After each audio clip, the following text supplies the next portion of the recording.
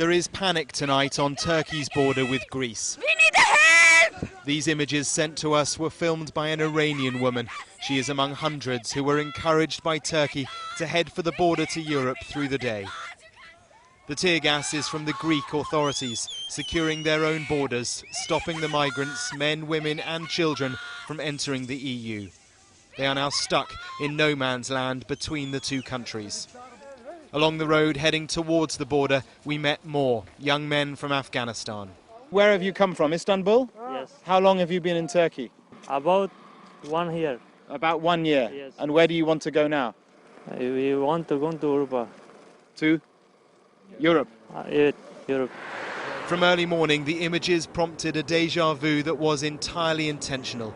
This is Turkish President Erdogan's way of reminding European and NATO leaders what he can allow to happen. There are over 3.5 million refugees from all over the Middle East in Turkey. They've been here for months and years, prevented in large numbers at least from crossing into Europe because Turkey had been sticking to a 2016 deal with the EU until now. I heard the news and that's why I came. I want to go to Europe. We're coming from Istanbul. Our aim is to get to Germany. There are Syrians with us, Algerians, Palestinians. There are people from every country. Further south on another familiar route to Europe across the Aegean Sea, migrants move to the Greek islands, which are already overwhelmed. It was enough to prompt the EU, whose leaders must be nervous, to remind Turkey of its obligations. We expect Turkey to uphold its commitments stemming from this statement.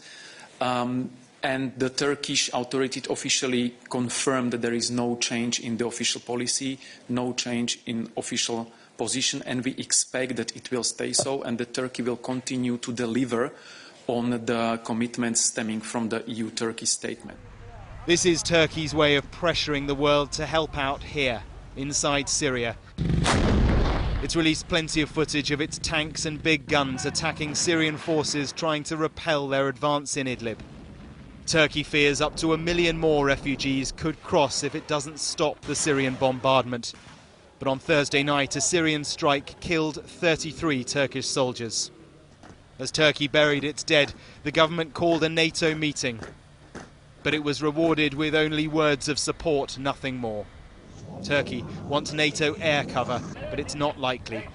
A perilous and devastating civil war could be on the verge of becoming even more dangerous.